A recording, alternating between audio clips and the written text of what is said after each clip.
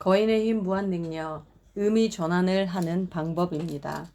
의미 전환을 하는 한 가지 방법은 경험이나 행동의 의미를 바꾸는 것이다.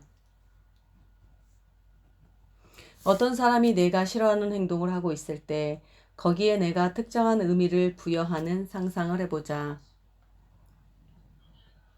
어떤 부부가 있는데 남편이 특별히 요리하기를 좋아했다. 남편은 누군가 자기가 만든 요리를 칭찬하는 것을 매우 좋아했다. 그러나 그의 아내는 식사 중에 말없이 조용한 것을 좋아했다. 남편은 그게 항상 불만이었다. 남편의 요리가 맛있다면 그녀는 맛있다고 이야기를 해야 하는 것 아닌가. 말을 하지 않는다는 것은 만족스럽지 않다는 뜻일 거야. 남편의 이런 의식을 의미 전환하려면 어떻게 해야 할까? 그에게 중요한 것은 칭찬이었다는 것을 잊지 마라.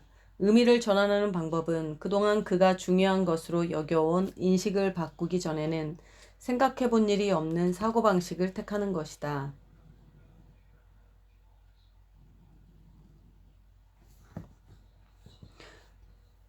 아내가 음식을 너무도 맛있게 먹느라 시간을 뺏기고 싶지 않았을지도 모른다고 말해줄 수도 있다.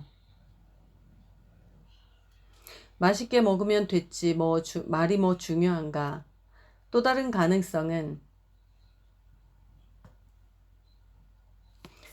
자신이 그 행동에 다른 의미를 부여하게 하는 것이다.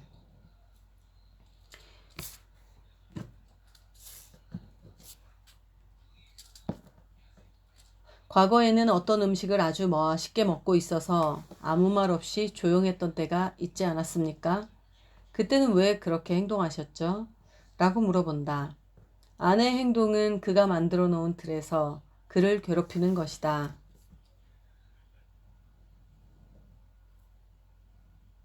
이 같은 경우 의미 전환을 하려면 약간의 유연성만 있으면 된다.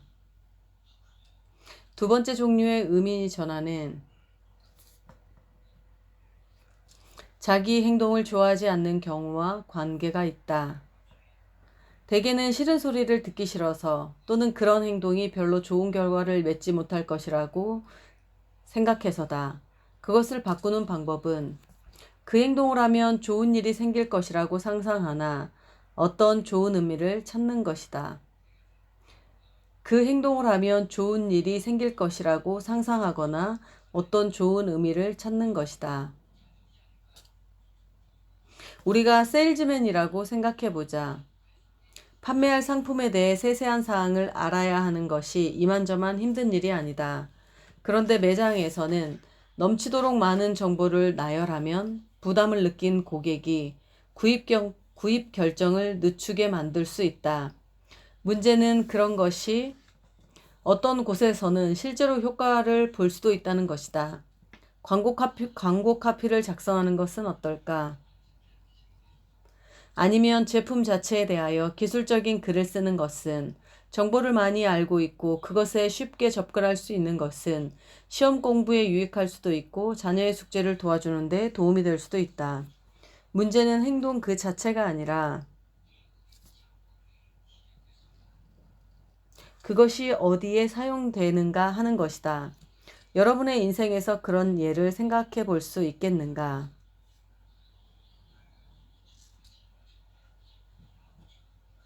모든 인간의 행동은 특별한 상황에서 유용할 때가 있다. 질질 끄는 성격은 아무 소용없어 보인다.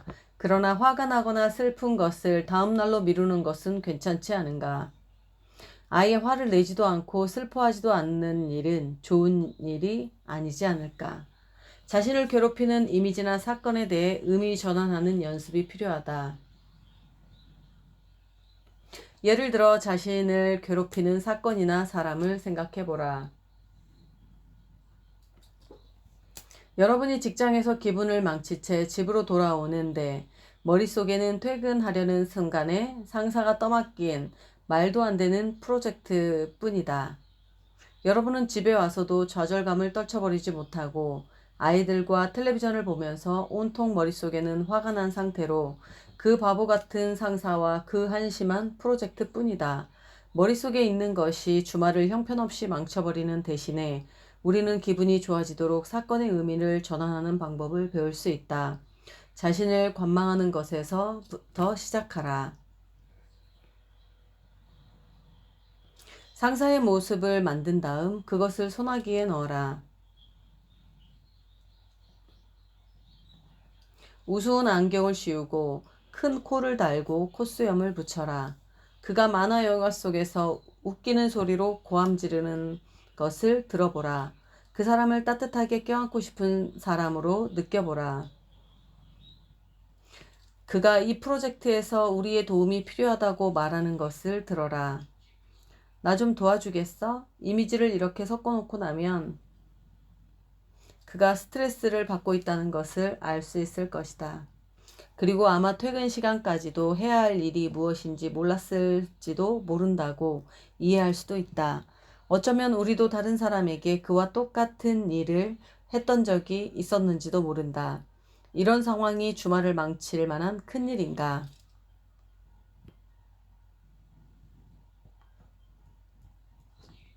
편안한 마음으로 우리를 괴롭히는 다른 이유가 있는지 질문해보라. 이유가 있지는 않은지 질문해보라.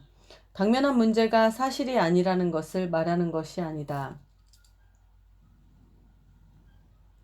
아마 우리는 새 직장을 찾아야 할지도 모른다. 아니면 현재 일하는 직장에서 좀 더 의사소통을 잘할 필요가 있을지도 모른다. 그러나 그런 경우라면 가족들까지 마음 아프게 만들고 우유부단하게 부정적인 마음의 도깨비에 시달리는 것보다 그 문제를 직접적으로 대할 필요가 있다. 이것을 효과적으로 여러 번 하라. 다음에 상사가 보게 될 때는 그가 웃기는 안경을 쓰고 큰 코를 가진 사람으로 보이게 될지도 모른다. 그러면 그가 우리에게 말할 때 다른 느낌을 받게 된다.